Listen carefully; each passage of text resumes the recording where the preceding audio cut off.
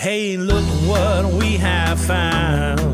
A big sound in a small town, far away from the bright lights. They're making music every night. Discover what is all around. A big sound, a big sound in a small town. Big sound, small town. A really big sound. Big sound, small town. You're listening to Big Sound Small Town with Sandy Carlton.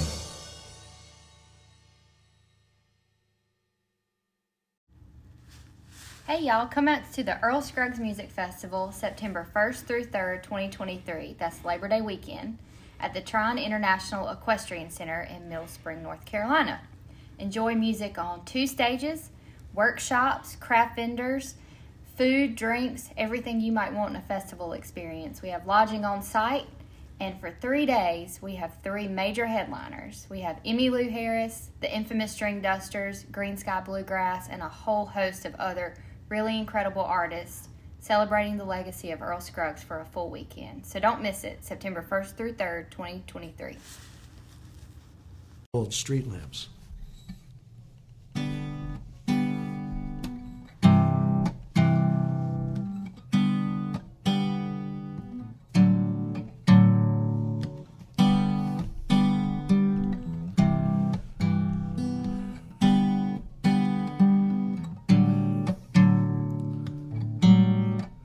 With you looking at me, I feel like a boy, and I whisper a place so as to avoid. You reach out to me, your hand glows like a spark, and you whisper a place we could hide from the dark. And we ran through the field where the street lamps grow, the light off our heels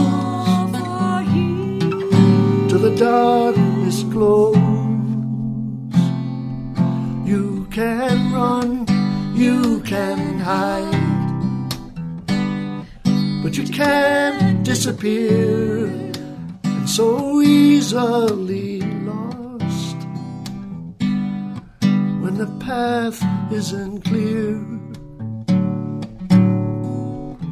You will always retain this feeling you have now. There's always a way, you just may not see how. You just run through the field where the street lamps grow, the light off our heels till the darkness glows. Yeah.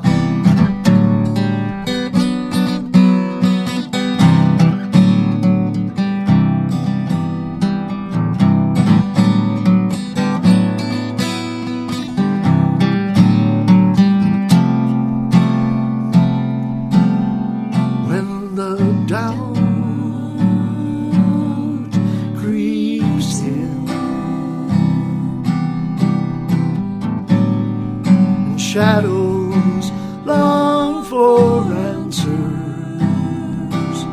You just reach within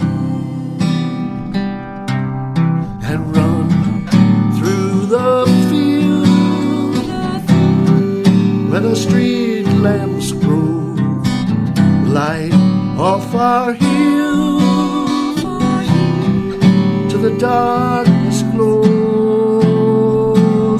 You just run through the field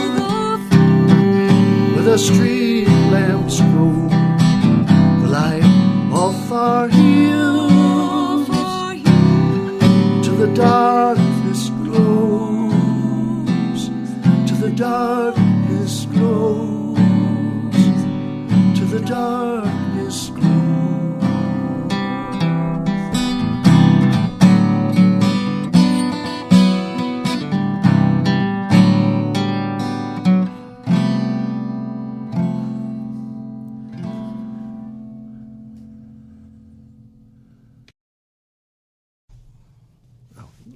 Well, good morning. My name is Jamie Kay, and I'm a singer-songwriter. I'm here with my wife, Karen Heroy, who's been singing with me since 1994. Thank you, Sandy, for having me here today. Well, I'm glad to have you here. Happy to be here. I've heard your stuff, and I like it. So I give you a call up or a text up and say, hey, would you like to do this show? And boy, I'm glad to be here. you said, yeah, so here we are. Here we are. So, all right, your songs are kind of different. Yes. Let's start. When did you start songwriting? I started when I think I was 12 years old. I just started putting lyrics and melodies together with what little I knew about playing the guitar at the time. Was that your first instrument? Was it like a guitar? Yeah. Okay. Well, actually, the voice was my first instrument. Okay, that's a good thing. Yeah. Sang through all the choruses and did the school plays and all of that. And just like Karen, comes from a choral background. We both had great grade school chorus experiences where we had that's good good. instructors. I mean, that's like the vocal version of band or orchestra. Yes. And a lot of people do not get that. I mean, I think education, music education, is a very important thing that is just about non-existent in schools these days. Yeah. It's a shame, and that's true, because it does open up your mind to tones, and you're able, and then you become sensitive to the sounds around you. And people don't. Young artists, I've learned, because they didn't get the basic of counting time. Right. Just learning really the basics struggle. of reading Sure. music and I mean, harmonies. they struggle when you play with them. They do not understand something as simple as, say, a mandolin player playing on the 2 and 4 instead of the 1 and 3. I mean, it's just there's a lot of stuff when you don't learn the basic counting when you're a kid. And if you don't have that, then you have a really hard time having feel in the music, because you're kind of always just counting and trying to. I guess you guys learned harmony during that time. Oh, yeah. Which is a non-existent art with a lot of young people these days. And Karen tries to do unique things with the harmony, not try to do, your basic, third. Three, 5 chords, yeah. So we have a lot of fun when we play. Good. And I'm always writing new material. And for me, it's always trying to find a new way to say something. We were talking about that earlier, is to not just say the same things over and over again. Did when you first started writing and playing, did you just instantly take your guitar and your songs and go out and play? When I wrote the first song that I actually wanted to play for someone else, that's when I kind of knew. I played it for my mom, and she thought it was really good, and I just always kind of knew that's what I wanted to do. I can't help but write songs. Right. I don't listen to the radio. Right. I can't, because I'm always writing in my head. Sure. So and I love it. I really do. It helps you through some of the hardest times in your life when you can put it into words with a feeling and have it make sense and have it come out in that way, so you can at least bear it. Sure. I mean, it's therapy in a lot of ways. Without question.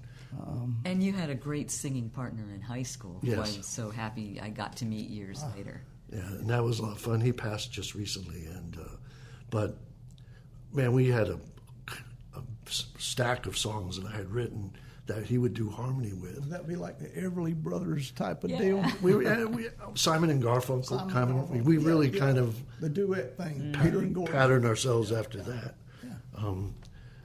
But lately I've been just writing stuff about what I'm seeing in the world now, trying trying to encapsulate some of my feelings about it. Sure. But all my songs come from a distinct story that presented itself, right, and to try to find the right words to capture that. For instance, a song I want to play today is called "Bump in the Road," and I drove a truck for a long time, and a lot of times when you leave the place where you started and you get to the place where you are ending up, and you open the back of the truck and nothing is the way you had put it in there before. So you spend a lot of time repacking your load, and that kind of reminded me of life a little bit. Kind of that way. Yeah. We roll down the highway with our load in the back, and when we hit the bump in the road, and it rearranges your life. It does rearrange. That's when you start to learn how to live. Yeah. And so "Bump in the Road" is a song. If you mind, I'll play that right now. If you want, or I can wait till later. Let's wait. Okay. Sounds like... I'll keep our songs, but they'll know that when we go to do this, the listeners will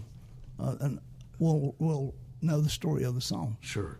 So, and we eagerly will be looking forward to it. So, how did you wind up in Charlotte?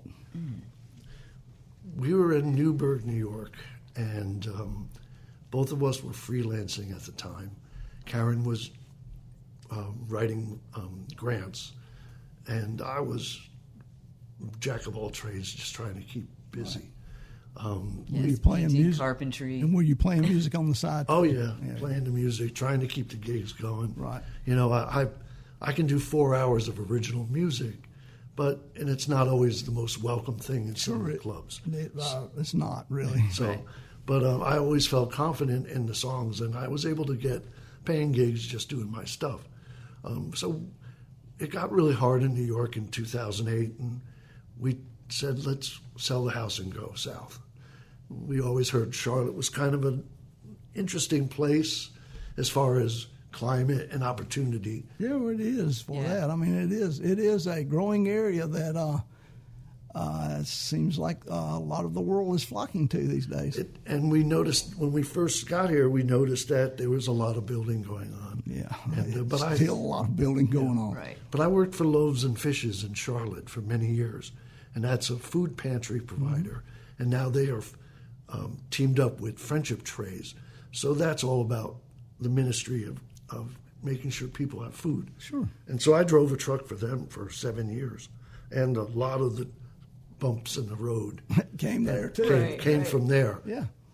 And but there's always if you're aware, there's always a song around you. Oh yeah. Because the nature and what we do mechanically all create rhythms and tones, and sure they do. And you have to be just aware, just to stop and listen. The whole world is a vibration, and which is music. I mean, Absolutely. Absolutely. So we've been enjoying the music scene down here. A lot of our friends, the Southern Songwriters Association, and the Nashville Songwriters Association International. You know, the tiny stages and all of that has been very, very supportive. I agree. Coming out of New York, which is a more aggressive, competitive music scene. Right. Yes, it is. Down here, we felt so welcomed. Well, it is a different. It's just it's that more laid back vibe than New York. This is true. Yeah.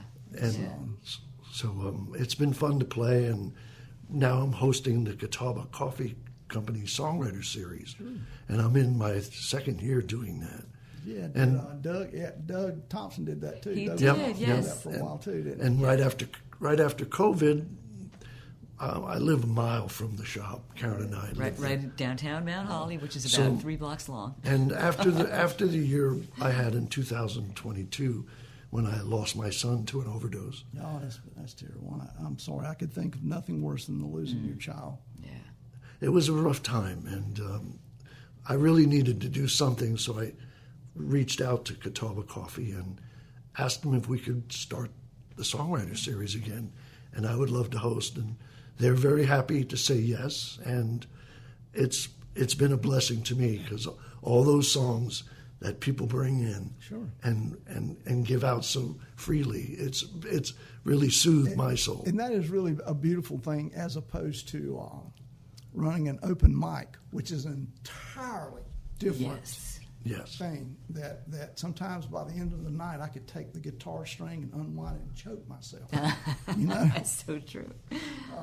So and Jamie has a really good instinct for asking. It's like he hosts it, I sing with him, and then we bring in 2 other singer-songwriters. Yeah, that's so good. He's got a good way of figuring out who's going to blend and I meld. kind of do that from the people who have been on this show. Sure. We have the Big Sound Small Town Songwriter right across the street here, and they've been a lot of fun to do. In fact, Kevin and Joe are coming to do their Gothic thing with my partner, Kevin Bridges. Oh, Kevin, yes. Yeah, I recently had him on down at Qatar. Kevin and I play in a full band together. Mm-hmm. Kevin and I play in a really good tribute band, Handsome Johnny's, which is a John Prine cover with a guy named Neil Britton, who is also a fabulous songwriter. And then we also do a Tom Petty string band thing too, which is totally different. I mean, we do a lot of different things, Kevin and I together. So, and Kevin really is one of the finest songwriters that you'll ever want to be around. It was fun to listen to him. Yeah, and he has a really good voice too. Mm-hmm. That's been a real good deal for me. I had actually retired and was not going to play any more music and just write. And then he came to me and says, "Hey, you want to be in a band?" I said, "Nuh-uh."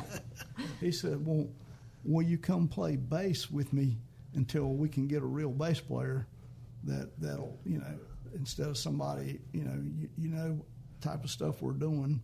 He said, "Come play till we can get one." And then, like 10 years later, I still play with him. So, Great.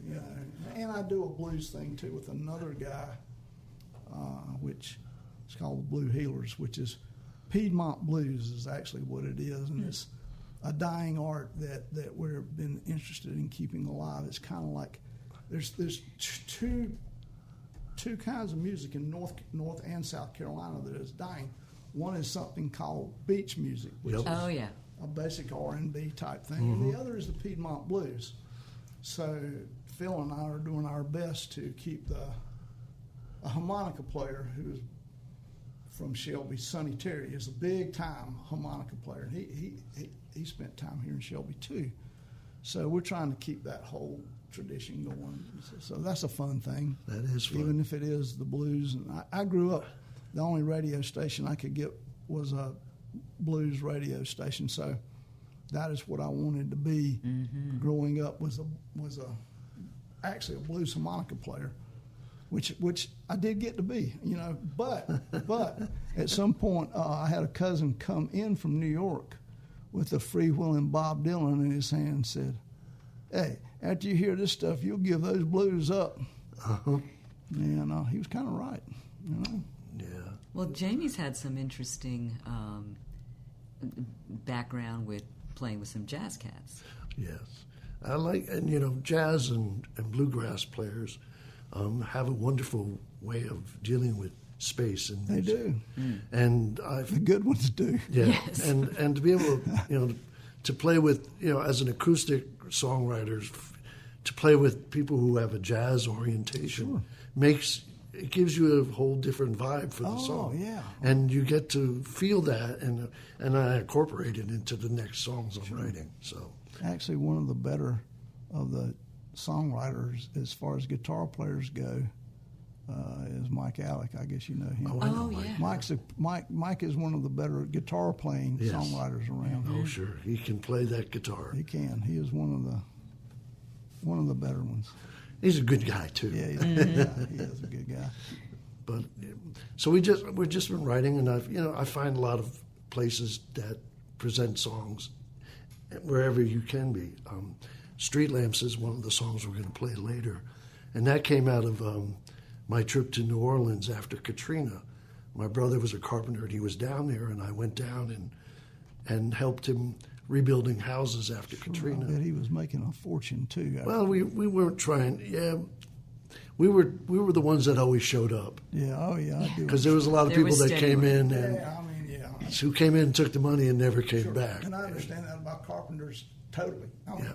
You know, So my dad was a carpenter. His dad was a carpenter. Sure. My brother's a carpenter, and I was always a carpenter's helper. Yeah. So we went down there, and then I took a ride out to Baton Rouge to go across the Mississippi River as far west as I had ever been. Right. And on my way back from the highway, I spied a grassy field with imitation gas lanterns Right, yeah. just popping up all over it. Right. And I was like, that's the strangest place to put a field of lamps. So I got off the highway and wended my way back and found it and drove up, and it was a housing development. Yep. They had all the sidewalks and all the properties divided, and they put up those imitation gas lanterns. And then Katrina came, and they never built those houses. Right. So the grass grew really tall, and from where I stood, it looked like a field where street lamps were growing. And we're gonna have to hear that. Well, what else do we need to know? And then we can get to the important part, your songs. Well, second and fourth Fridays, I'm at Catawba Coffee in Mount Holly. That's when it is, the second and the fourth. Second and fourth Fridays. We've taken July off, but we start back up in August, and I'm booked all the way through the end of the year. Oh, that's good. I was fixing to say, can songwriters reach out to you? Yes, they can. And hit me up on Facebook and just say, hey, and I'll fit you into the schedule. Okay. Anybody who wants to play has that desire. I want to give them that shot. Sure, I do understand that. Yeah, I really understand that. So, good. Then that's something to. All right, songwriters. I don't know how many songwriters are interested in playing around, but there's an opportunity for you right there. Yes. It'll probably be after the first of the year, but hey, this is true. It's time to book for next year anyway. That's right. It's almost July, so yes.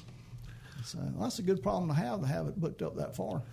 I've been very blessed, and it's been very wonderful, and it's been supported by the community of songwriters and some of the locals that live in Mount Holly that come out just to see us every time we play. It's a listening room type thing. It really is. I played the old one though. It would have been the old coffee shop. It's not the same one. I mean, they moved it's around the corner now. Yeah, Right, same owners though. But same owners, and Yeah. it's that's a listening room, which there are very few Right. listening rooms. And it's acoustic, so we don't go through the trouble of plugging in and all that. Yeah, that is a cool thing too. Where we do ours, actually they have sound there, so all you have to do is bring your instrument. So that's nice. Thing. That's nice. But so songs are always coming. Have a bunch of new ones I'm working on, and Karen will tell you if I'm not working on a new song, I'm usually frantic because I'm afraid that it's all over. I'm never going to write one again. another I song. do. Trust me. My creativity kind of comes in blocks. Sure. And then I have to go live a little bit for it to come back again. Exactly true. That's the way Yeah. it works for me, which I've been in one of those blocks this past week. But that's good. What else have we missed about your career? That's a good question. Recorded with the Brubecks in '79. We met Mort Lewis, who was Paul Simon's agent, and we got to Columbia Records. But it was not the right time for an acoustic artist. Well, timing is everything. Yeah. And so they told me to take it on the road. And at that time, I had a half-hour set of music. And I'm like, where am I going to go on the road in a half hour? We did the place called The Other End in New York. And the owner of the club must have thought I was somebody because Darius Brubeck and the guy who wrote the music for Godspell was there, and that's cool. All kinds of really cool people. And we did our half-hour set and had to do an encore. And the owner of the club came up, "Oh, you guys were great. I want you here every Thursday night from 8 to midnight." And I looked at Steve, my partner, and I go, "We'd have to do our set 8 times." That doesn't seem like that's an appropriate thing to do. I said, "I've got to go learn more material." So we did. Now I have 4 hours of music that I can play on my own, but God, no, I don't know if anybody wants to listen to that much of me. Well, I always think that anytime anyone asks a songwriter, particularly one who does their own original music, to do more than a 2-hour set, is cruel and unusual punishment for both the songwriter and the audience. It's true. Unless it is a high turnover area like New Orleans, like Sure. Downtown Nashville. I mean, when you've got bar after bar after bar to go in, then that's reasonable. Right. But when you're the only act around, Yeah. that's It's torture. yeah. I mean, it's really, it's hard to keep. I can name you the artists that can keep a crowd entertained for very long. One of them was John Hartford, and John Hartford is dead. Mm-hmm. One's Todd Snyder, if you know who Todd Snyder is. There's not very many that can keep it going very long after 2 hours. Yeah. I mean, it's really hard to do. And after 2 hours, I don't have the energy for it anymore either. I do understand. I've played a lot in the last 2 weeks, and it's taken a toll on me. Yeah. Well, I'm not as young as I used to be. No, I am not either. So even Peter Frampton sits down now playing. Sure he does. So I understand. Oh, yeah. I do understand. So I have a job Saturday night to where I have to go to another event before it and then drive a bit to do it, and I just dread it. It's okay once you're there and you're playing. It's just at this age, the going and the coming of it is, And that's the hard part. When am I going to make up the sleep I'm missing? Exactly. Yeah, exactly. Naps are my friend. Yeah.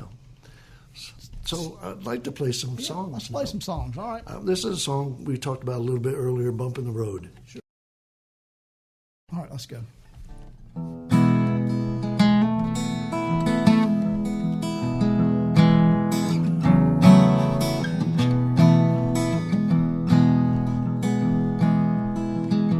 I try to keep between the lines,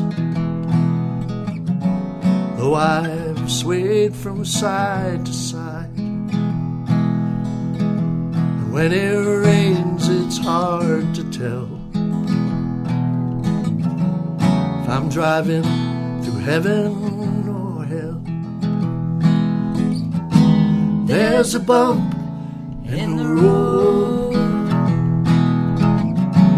gone, shifted my load. Stopping or going, just never knowing which way the load's gonna go.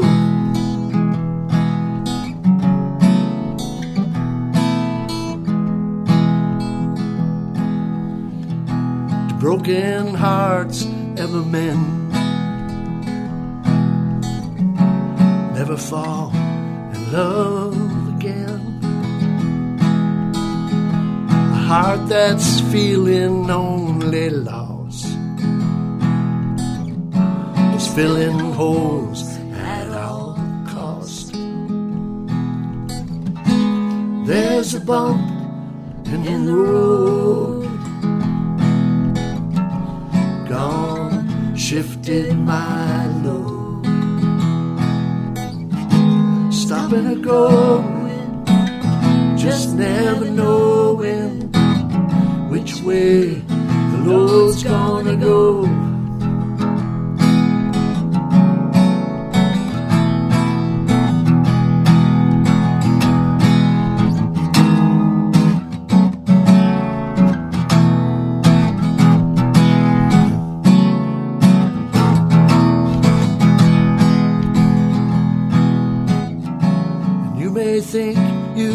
thought it through. Know just what you're gonna do. But just counting milestones is not how your story goes. Which way the Lord's gonna go. Just counting milestones, not how your story goes. Which way the Lord's gonna go. Stopping or going, just never knowing which way the Lord's gonna go. Which way the Lord's gonna go. Which way the Lord's gonna go.